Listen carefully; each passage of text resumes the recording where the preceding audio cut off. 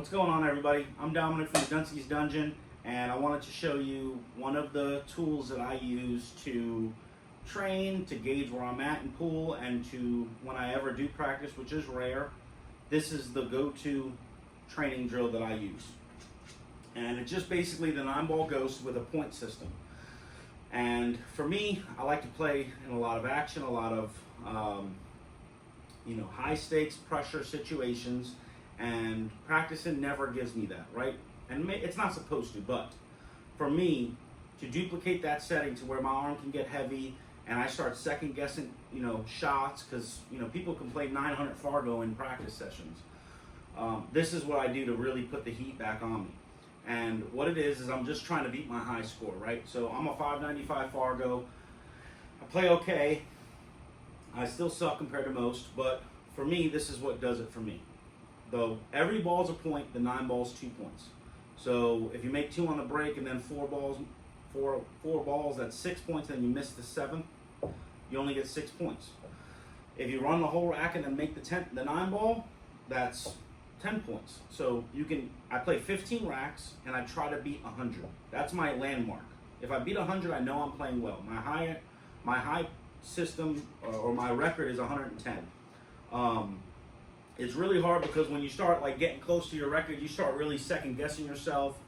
You start really thinking about all your shots because you really want to beat your record, and then you start thinking let me just bury this ball, right? Rather than trying to play massive position and draw shots and all this shit, you're just let's settle, because that's what you're going to actually do in a match. You're not going to do something stupid. You're going to play percentages, right? So in this drill, this really helps me play as if I was in a real match with a real opponent. And, that's a big deal. Nothing else that I've ever played or used for practice or drills has ever given me pressure like this does. Normally, I just throw the balls out and start running the balls, and I come up with some miraculous shots that Federer Gorst can't even make. But when you do this drill, for me, it adds a lot of pressure. So I'm going to dog this, but I'm just going to give you an idea because I'm pretty nervous because I'm trying to shoot this video. And I'm not going to lie to you, this is the second video, because the first one, I broke dead perfect, and I shanked the 2 ball. But we're just going to go with it. I don't need to run the rack. I'm just going to show y'all the point system. Now, they do have it to where if you break and run, it's 15 points, but I could care less about any of that because I'm just trying to gauge how I'm running balls. How's my pattern play?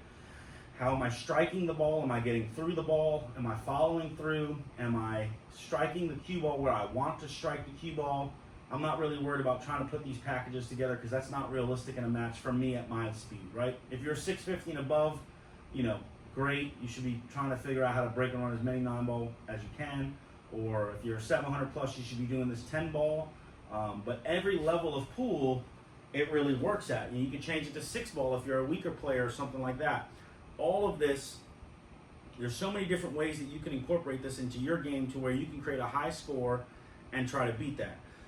I play 15 racks. It takes about 40 minutes or something like that, 30 minutes.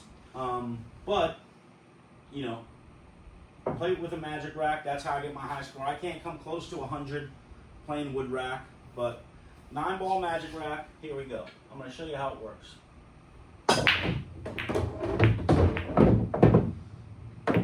Alright, so that's a pretty dang good break. I'm not going to lie, I'm pretty nervous now that there's another really good break.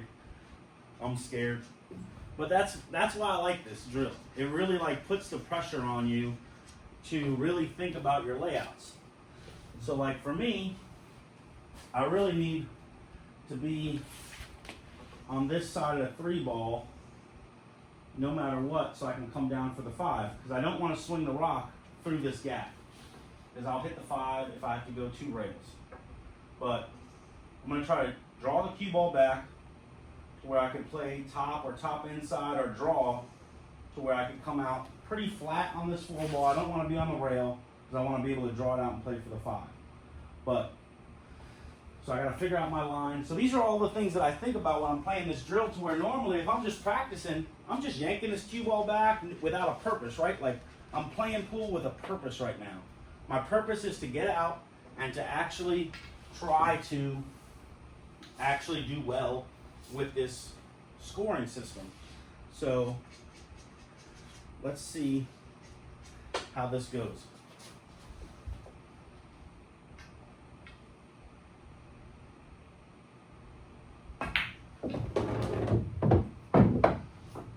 So I'm pretty straight, but that's all right. That's not what I wanted. But I can cheat the pocket, draw the rock back to about here, and play the 5 into a stop shot. So let's see how this goes.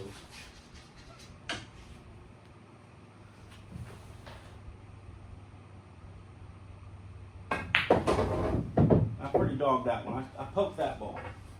But like, I ain't played pool in a while. I took 3 months off. But like now I know, like, hey, I gotta really stroke that ball because now I'm in a tough spot. This out just becomes a lot harder because now I'm gonna be on the backside of the 5 ball, and that shot caused it.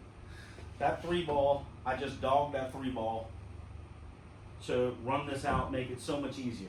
So like, that's the shit that now I need to work on. I need to make sure that I come up with, you know, a more purposeful stroke and pay attention to that. These are all the things that this drill does for me because there's pressure, right? Like, I really want to make this 4 ball, and I might dog it. But right now, there's 4 balls on so I got 5 points.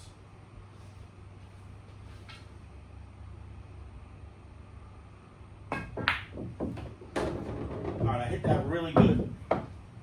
I hit that real good.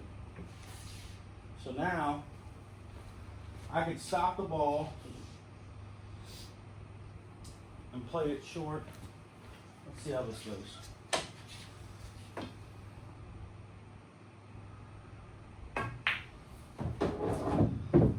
I kind of let up again. I keep letting up. So now I'm going to play top and come out here. Come into the line. Play 2 rails, 1, 2, and come into the line.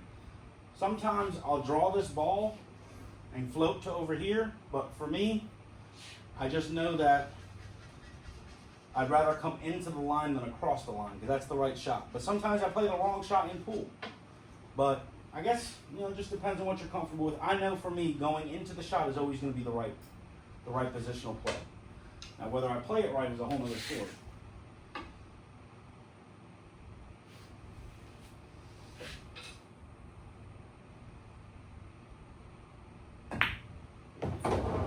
I put too much spin. I put too much spin on the ball like a dumbass. But, you know, whatever. I'm shooting the 9-ball. I'm happy. I have a potential to get 10 points, which is a big deal in this scoring system. And let's see if I can do it.